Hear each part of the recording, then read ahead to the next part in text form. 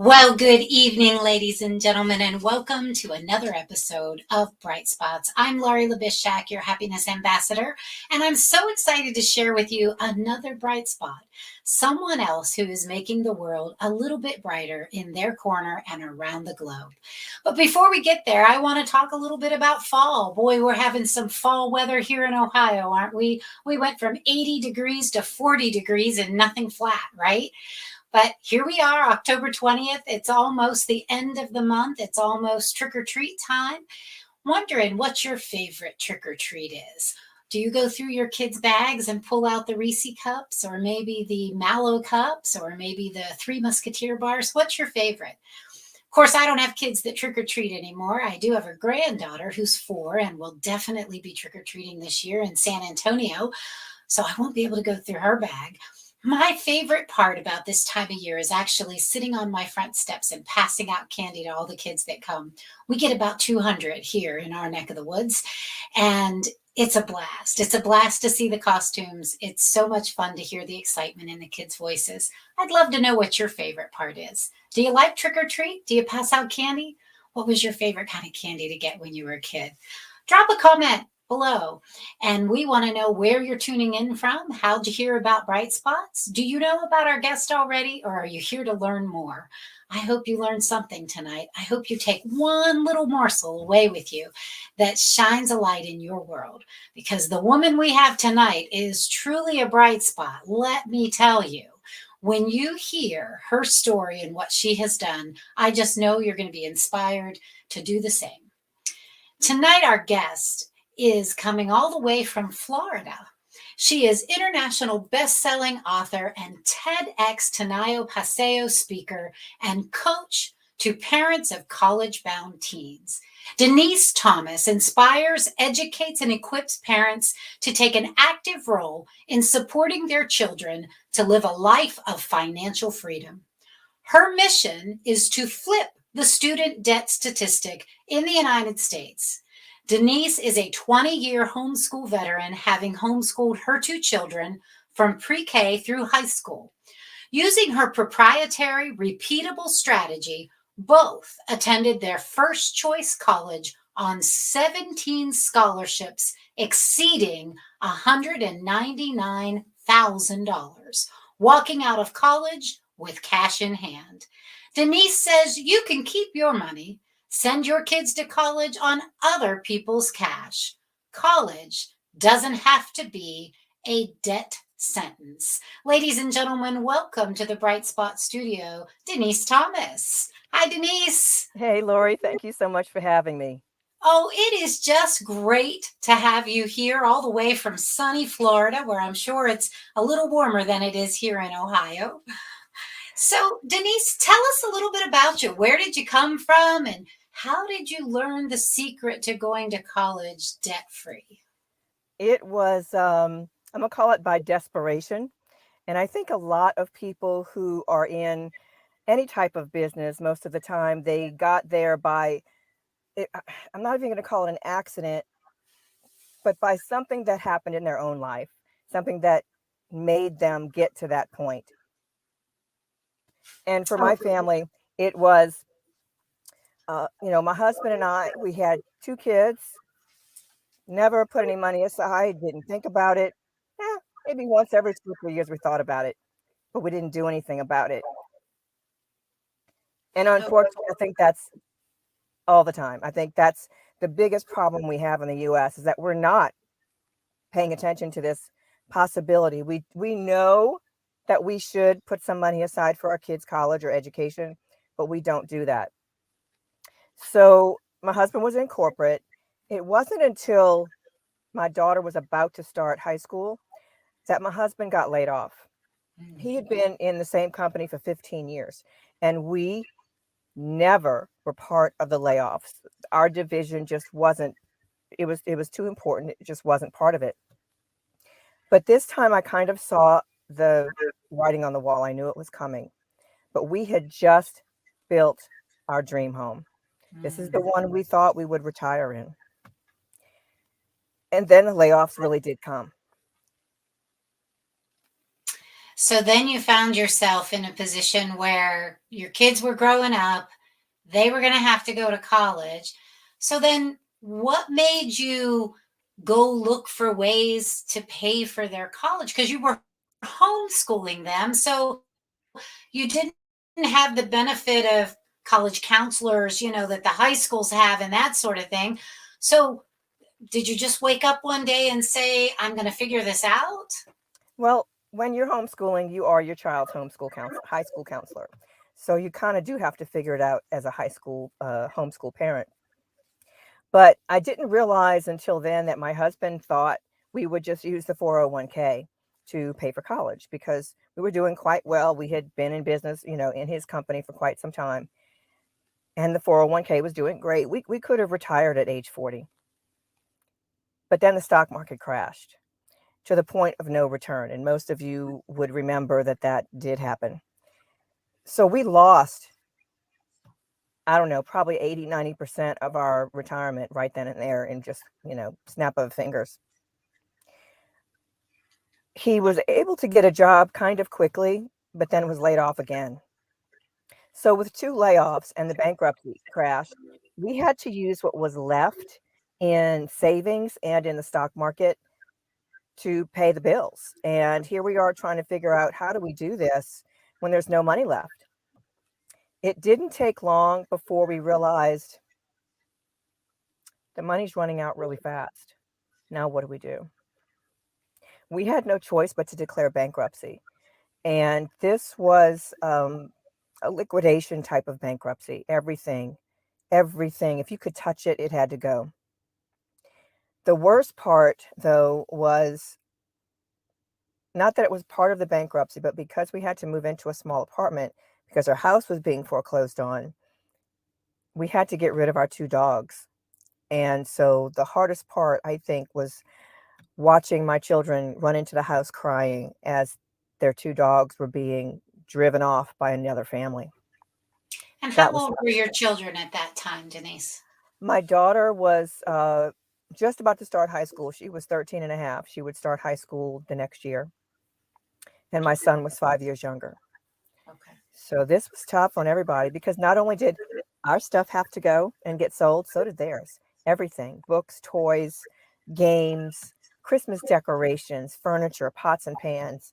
You know, I've had garage sales in my life, but this was having strangers walk through my house, literally making an offer on the pot I was cooking my dinner in.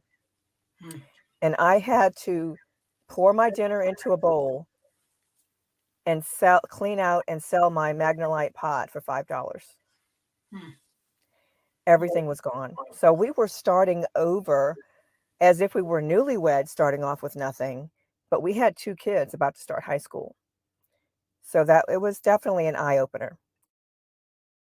But it took me probably about 3 or 4 months after getting settled into the apartment to realize, wait a minute, after high school comes college. How are we going to pay for this? No savings, no 401k to draw from. Oh, yes, and by the way, we have no house to draw the equity from, and now we have no credit with the bankruptcy. We can't co-sign for those student loans.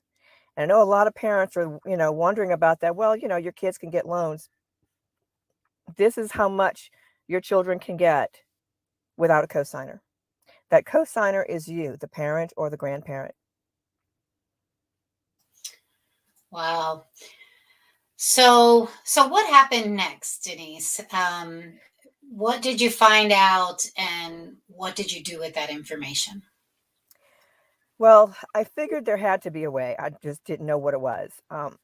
As parents, you want the best for your kids. Everybody does. But being, quote, my own kid's high school counselor, I had to do the research. I had to figure out how are we going to manage this. We started a lawn mowing company. That's what my husband had to do to basically pay the bills and put food on the table. We bought a trailer and a lawnmower. Um, that's all they would let us have money left after the bankruptcy. And we were able to build that up substantially. It didn't take too long, just 2 or 3 years. But in the meantime, I did the research to figure out how on earth are we going to pay for college. One of the things that I found out was really interesting.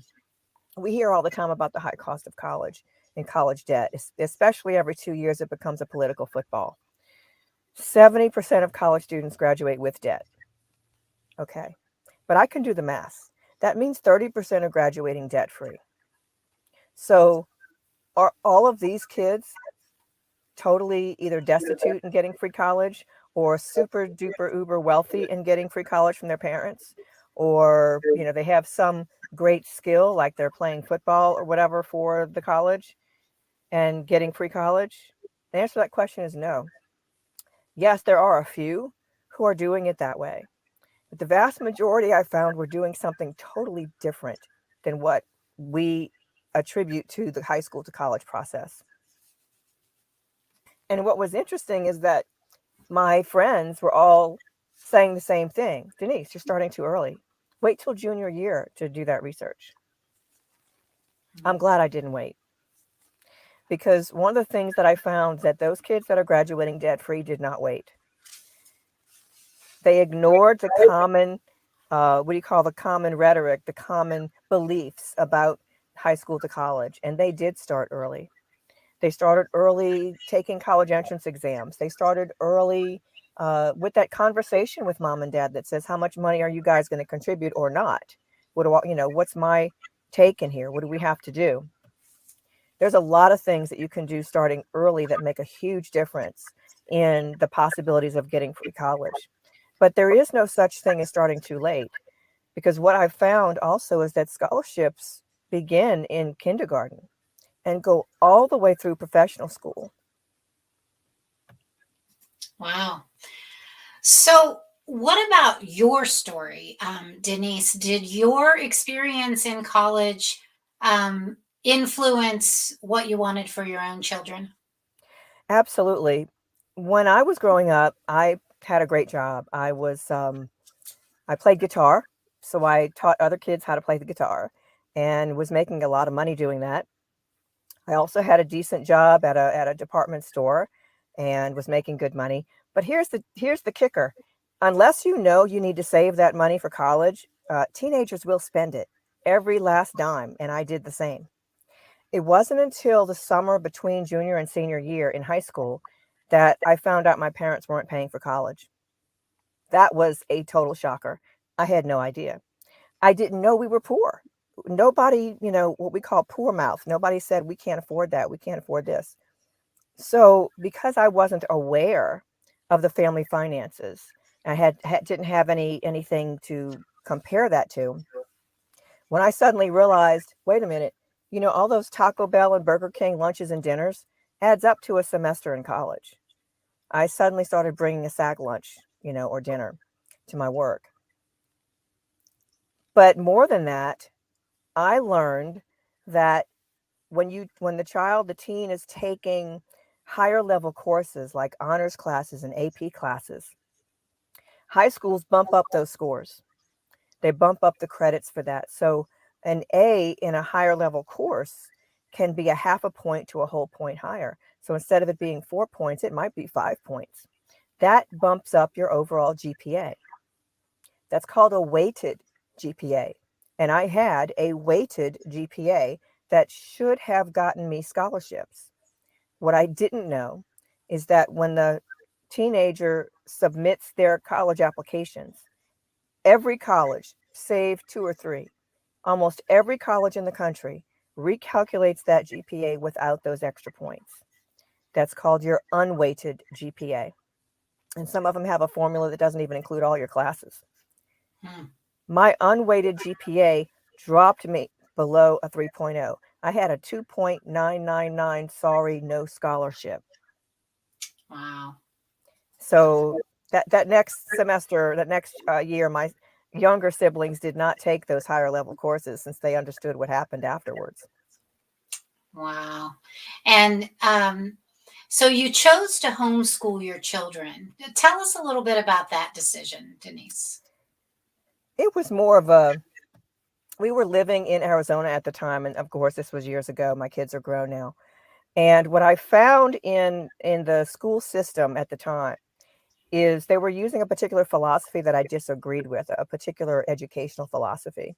And the overall theme was to bring everybody to the average point.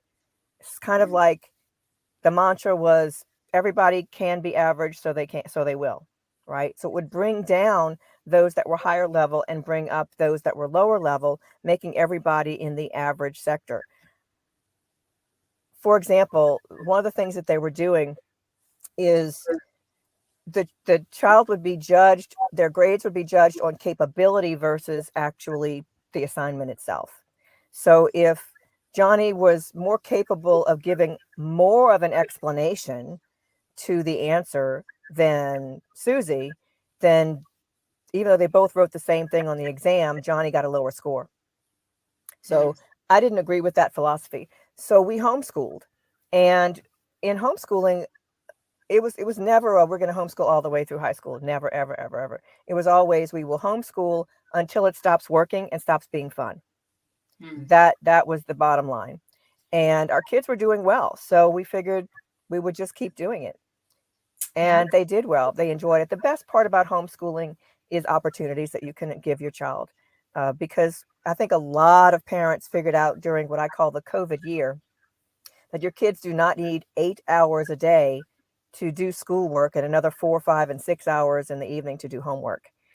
It's busy work. They don't need all of that to perform and to do well and learn the material. So in homeschooling, you learn that really early, and your kids have a lot of extra time that you can offer opportunities for them to learn and grow in different ways.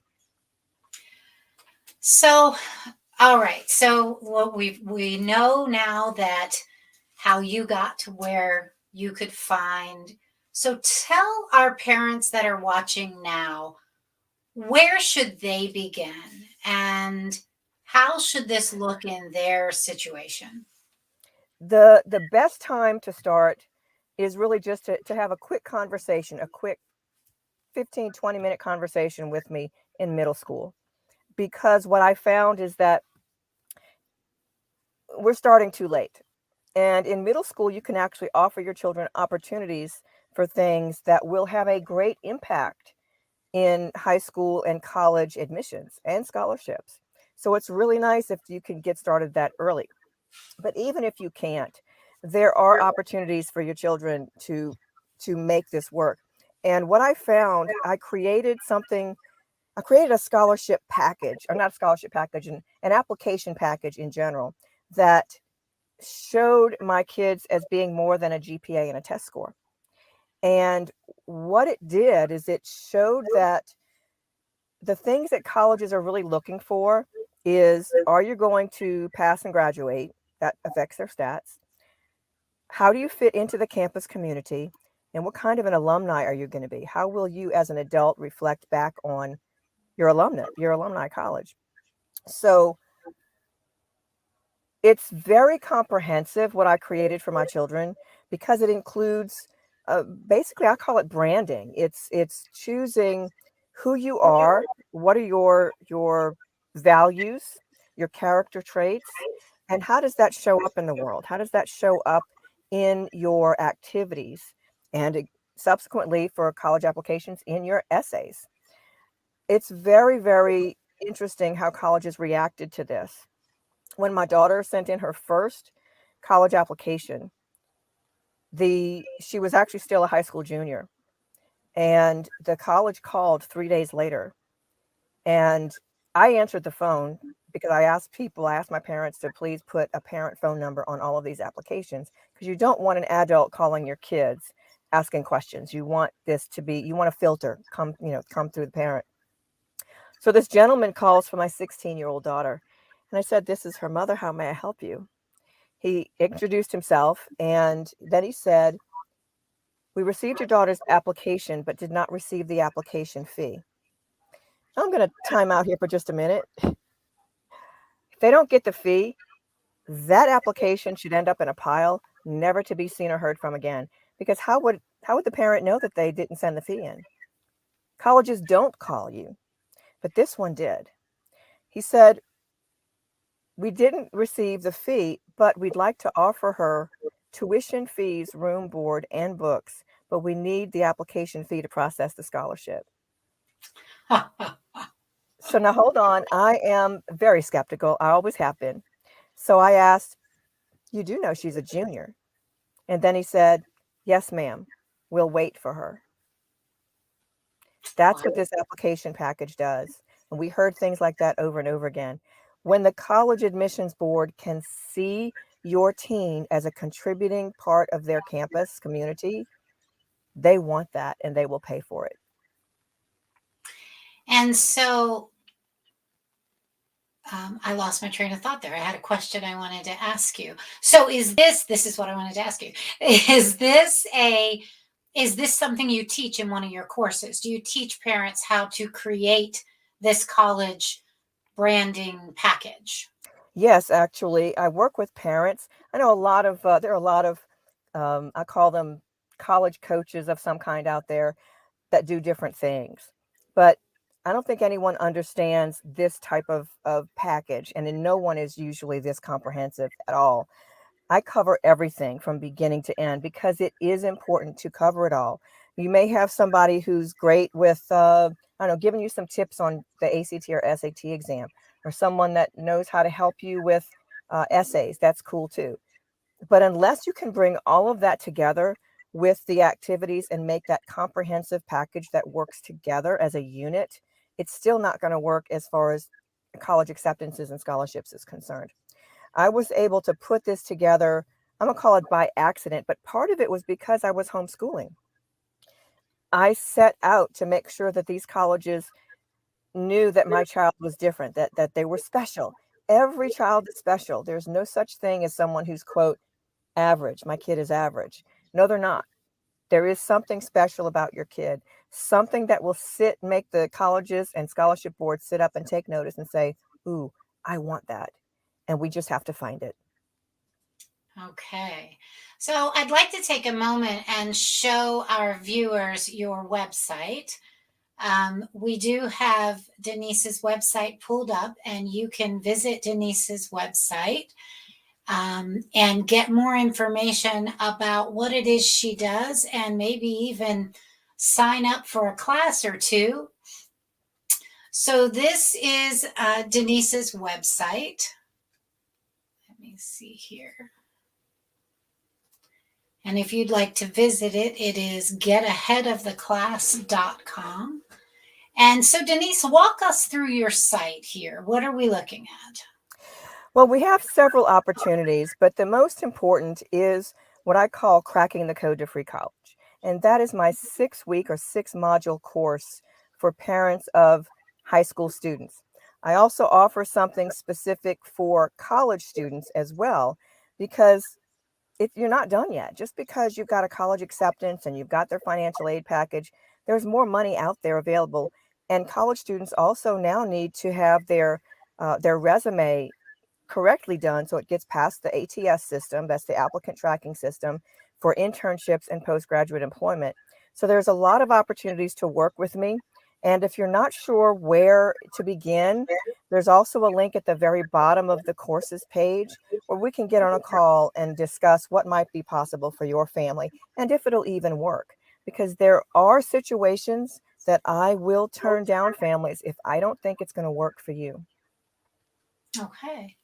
So, folks, the website is getaheadoftheclass.com. And you can connect with Denise through brightspotsov.com. All of her contact information is on there. Her LinkedIn, let me get there. Her LinkedIn, her all of her social media, and you have a special social media page for parents, correct? Yes, I do. I have a Facebook group called Parents Talk College and Scholarships.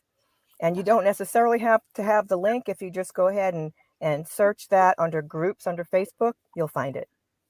Okay. Um, what else would you like to share with us today? Is there more?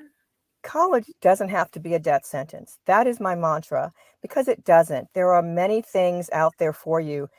But I want parents to understand this. Don't believe what you think has been true for the last 3 decades. You've been lied to, and that's the bottom line.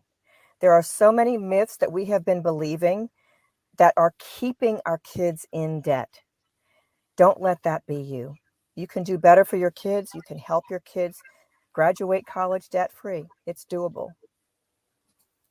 Well, folks, it is coming up to the end of the year, and a lot of people will start getting ready to fill out that wonderful I can't even say it, FAFSA form to see what kind of financial aid you can get or you need, or what it's going to cost to go to college. You might want to connect with Denise at getaheadoftheclass.com and find out if she's got some information that could help you.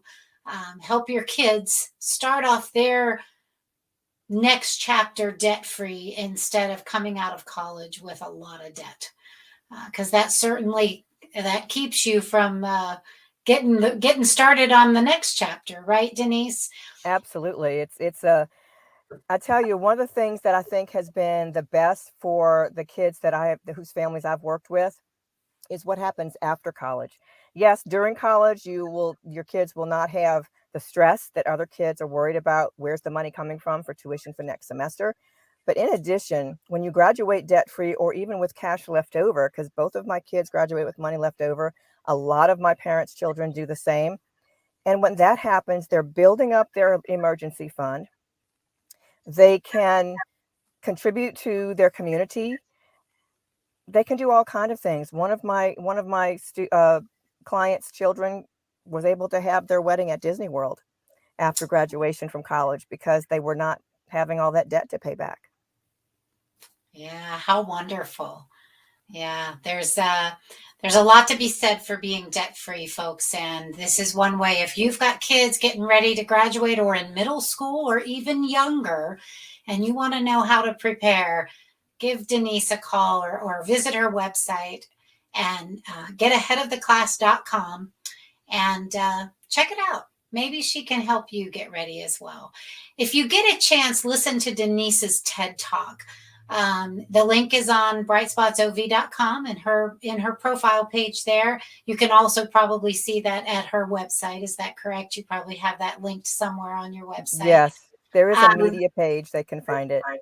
yeah, so if you get a chance, listen to her TED Talk. Lots of good information in there. And she even talks a little bit about kids working. I was just saying to my husband the other day, when we were teenagers, you couldn't wait to get a job at McDonald's or the local department store or whatever. You just couldn't wait to get your own cash in your pocket. You don't see that today with kids. Kids don't seem to work the way we did when we were younger. And shoot, now I think McDonald's starts out at $12 an hour or something. I think we made $3 Yeah, an hour when I worked yeah, there. it's crazy. And you'd Yeah, be surprised how much your kids can make when they're entrepreneurs, when they do something on their own. yeah, Even myself, when I was teaching other kids how to play the guitar, I was making 10 times the minimum wage.